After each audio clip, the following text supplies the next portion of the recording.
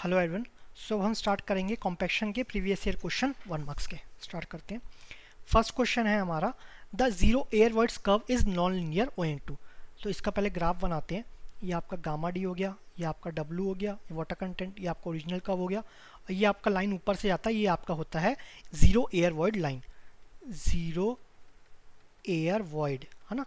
अब इसका इक्वेशन क्या रहता है, gamma D is equal to, ये रहता है आपका, ये आपका गामा डी, ये आपका मैक्स रहता है। मैक्स क्यों रहता है, क्योंकि N A is equal to zero होता है, और ये थ्योरेटिकल कॉन्सेप्ट है, तो गामा डी मैक्स थ्योरेटिकल, तो ये रहता है gamma W G by 1 + W G, ये रहता है। गामा डी का इक्वेशन आपका ये क्या रहता है, ये रहता है 1 - N A gamma W G 1 + W G. तो अगर वाटर कंटेंट एयर कुछ है ही नहीं, परसेंट एयर कंटेंट कुछ है ही नहीं, तो ये जीरो हो गया। इसको जीरो सब्स्टिट्यूट करेंगे तो ये मिल जाएगा gamma D max, N A zero रहा तो ये मैक्सिमम हो जाएगा, और ये थ्योरेटिकल कॉन्सेप्ट है क्योंकि एक्चुअली में जीरो तो रहता ही नहीं है। ठीक है। The standard proctor test data of dry density and corresponding water content plotting as a non linear curve. तो dry density and corresponding water content non linear curve, ये तो एक्चुअल रीजन तो कुछ एक्सप्लेन कर ही नहीं रहा है। The dry density at 100% saturation being a non linear function of the void ratio. अब क्या बोल रहा है, dry density at 100% saturation, N A zero हो, मतलब जितना भी वॉइड है वहाँ पर क्या होगा, जब एयर है ही नहीं तो क्या होगा, 100% सेचुरेशन रहेगा। 100% सेचुरेशन पे जब ड्राई डेंसिटी निकालेंगे तो वो नॉन लीनियर फंक्शन होगा वॉइड रेशो, लेकिन यहाँ तो वॉइड रेशो है ही नहीं ना। लेकिन इसको क्या लिख सकते हैं, gamma W G 1 + S E लिख सकते हैं, लेकिन एस क्या है आपका 1 है ना, 100% सेचुरेशन पर, तो ये क्या हो गया 1 + ई, तो ये क्या हो गया नॉन लीनियर फंक्शन, तो बी आपका करेक्ट हो गया। ठीक है। Water content altering due to compaction, ये तो कोई रीज़न है ही नहीं। Soil being compacted with an odd number of blows, odd number of blows, ये भी कोई रीज़न नहीं है। ठीक है, सो बी आपका correct answer. Next question, the measure of soil compaction is its wet density. Wet density तो कुछ टर्म ही नहीं होता, ये आपका रहता है ड्राई डेंसिटी होता है, ड्राई डेंसिटी, तो ये आपका क्या हुआ, ये आपका फॉल्स हो गया। ठीक है। नेक्स्ट क्वेश्चन, नेक्स्ट है आपका, the unit weight of soil eight zero air wides depend on, zero air wides, तो उसमें गामा डी मैक्स थ्योरेटिकल कितना रहता है, ये रहता है आपका gamma W G 1 + W G, ये रहता है। अब ये किस पर डिपेंड करता है, स्पेसिफिक ग्रेविटी, वाटर कंटेंट भी है, यूनिट वेट ऑफ वाटर ये भी है, तो ऑल ऑफ द अबव। ठीक है।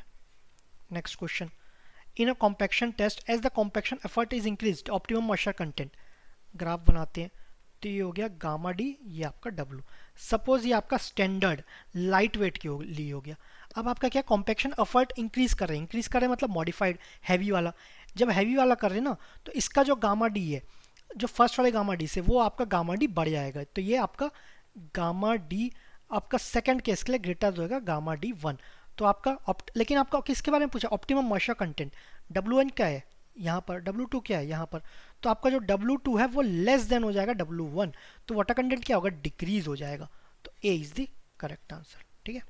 Next question, a clay soil has a maximum dry density of 16 kilonewton per meter cube and optimum moisture content of 12%।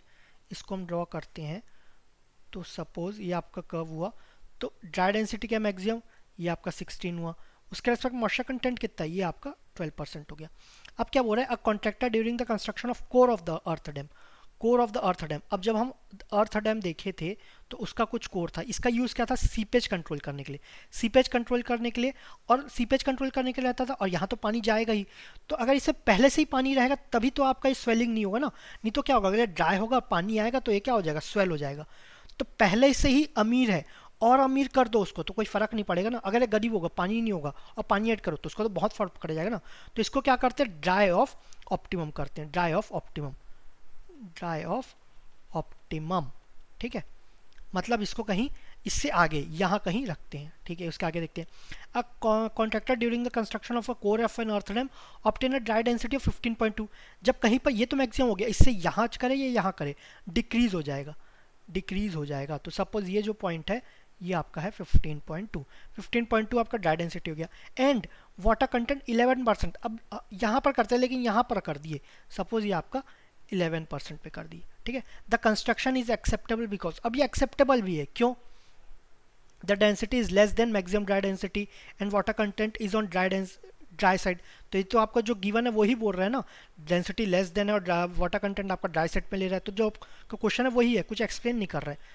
The compaction density is very low and water content is less than 12%। आगे यही बोल रहा है, compaction density is very low, यहाँ पर density is less than maximum dry density, वही चीज़ बोल रहा है। Water content is on dry side, water content less than 12%। दोनों को घुमा फिरा के बोल रहा है, कोई रीज़न नहीं बता रहे। The compaction is done on the dry side, again वही रीज़न, मतलब अगेन वही स्टेटमेंट, कोई एक्सप्लेन नहीं कर रहा है।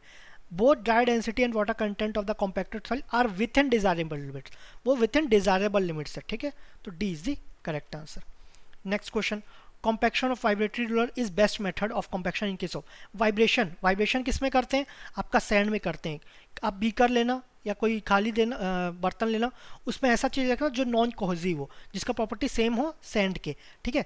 सपोज आप चना रख दिए या कुछ फल्ली रख दिए, एक्चुअल सैंड भी रख दिए, अब एक बार ऊपर डाल दो, फिर इसको हिला के देखो, इसका इनिशियल वॉल्यूम आपको फाइनल वॉल्यूम रिड्यूस हो जाएगा। तो होता है सैंड के लिए, तो वेल ग्रेडेड ड्राई सैंड। यहाँ पर सिल्टी सैंड भी है, लेकिन सिल्टी सैंड नहीं, वेल ग्रेडेड। वेल ग्रेडेड आपको पता है 3 तरीके के होते हैं, वेल ग्रेडेड, यूनिफॉर्मली ग्रेडेड और आपका गैप ग्रेडेड। यहाँ पर हम्प रहता है, इसमें एक ही साइज रहता है, इसमें सब तरीके के साइज रहते हैं वेल ग्रेडेड में। तो अगर सैंड है, अगर इसमें पोर्स है तो दूसरे साइज का रहेगा, तो उसके पोर्स में आ गया। इस तरीके से क्या हो गया, ये आपका अच्छे से सेटल हो जाएगा, ठीक है, वेल ग्रेडेड सैंड, ठीक है। तो B is the correct answer. Next question, deposit of flocculated structure is form when. ये कब फॉर्म होते हैं, फ्लोक्युलेटेड स्ट्रक्चर किस में होता है, क्ले में होता है, सैंड में नहीं होता। तो या तो ए है या बी है।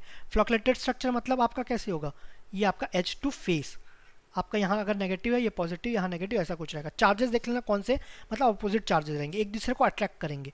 तो ये किसके कारण होता है, वो मिनरल्स के कारण। मिनरल्स किस में रहता है, सी बेड में, तो ये आपका सी बेड में होता है, तो ये आपका ए हो गया। फ्रेश बेड में क्या होगा, फ्रेश बेड या लेक बेड, यहाँ पर आपका हो जाता है डिस्पर्स्ड, ठीक है, ये रहता है, तो स्ट्रेंथ आपका डिक्रीज हो जाता है। तो आपका A is the correct answer, ठीक है। Next, in a compaction test GWSE represent the specific gravity, आपका स्पेसिफिक ग्रेविटी, वाटर कंटेंट, ये आपका डिग्री ऑफ सेचुरेशन, ये आपका void ratio of the soil sample respectively. If gamma W represents unit weight of water, gamma W unit weight of water है, and gamma D represents the dry unit weight of water. The equation of zero air void line, the equation of zero air void line बताना है, ठीक है। तो gamma D क्या होता है, जी gamma W 1 plus जी W, ये रहता है, तो ये क्या है बी। लेकिन अब कुछ बोले, अब चेक करते हैं, ये तो गलत ही है, एस ई ये गलत है, लेकिन जी डब्लू ये गलत है। तो जी gamma W 1 plus S E, तो इसको आप जी gamma W 1 plus S E भी तो लिख सकते हैं, ये भी लिख सकते हैं, कुछ लोग बोले ये भी सही है, लेकिन इसको एक्चुअली में दोनों लिख सकते हैं। लेकिन इसमें क्या, दोनों में से थोड़ा सा बेटर कौन सा है, equation of zero air voids line.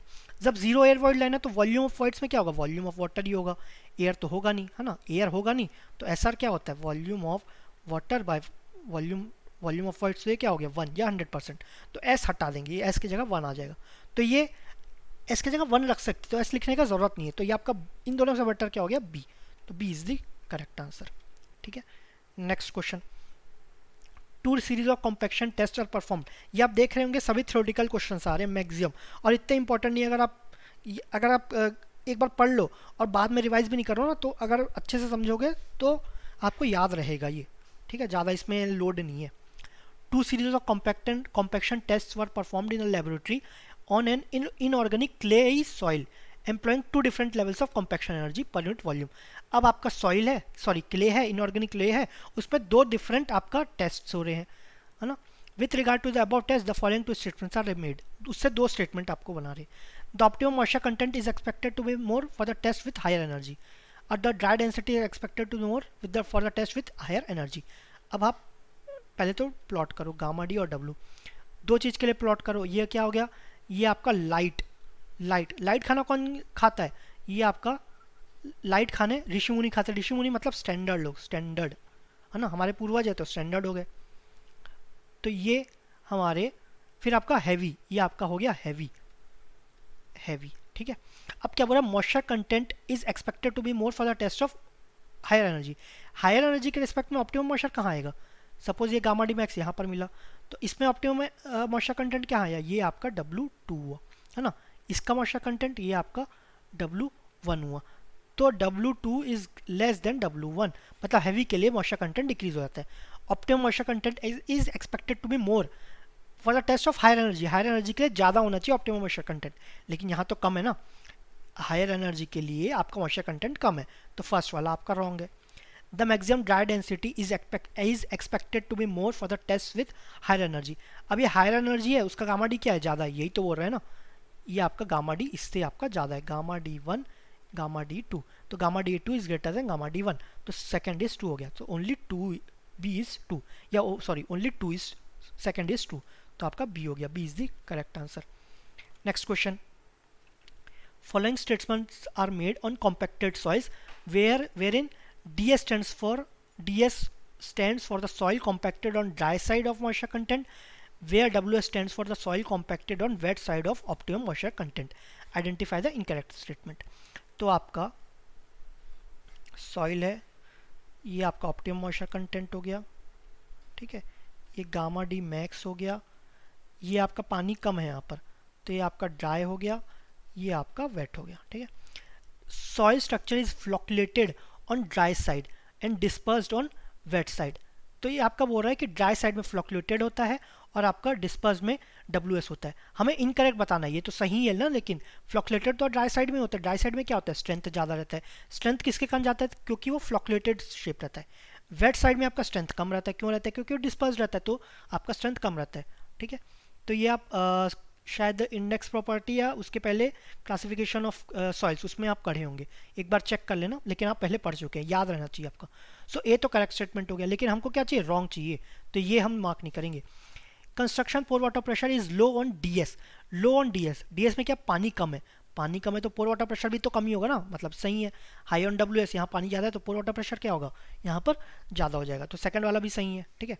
Third वाला, on drawing shrinkage is high on dry side, on drawing dry side में क्या पानी कम है, और पानी कम करोगे तो श्रिंकेज होगा क्या, श्रिंकेज तो होगा ही नहीं ना, गरीब है और पैसा लोगे तो उसको क्या फ़र्क पड़ेगा, ठीक है, तो यहाँ कोई फ़र्क नहीं पड़ेगा, श्रिंकेज इज़ लो, तो ये आपका रॉन्ग है।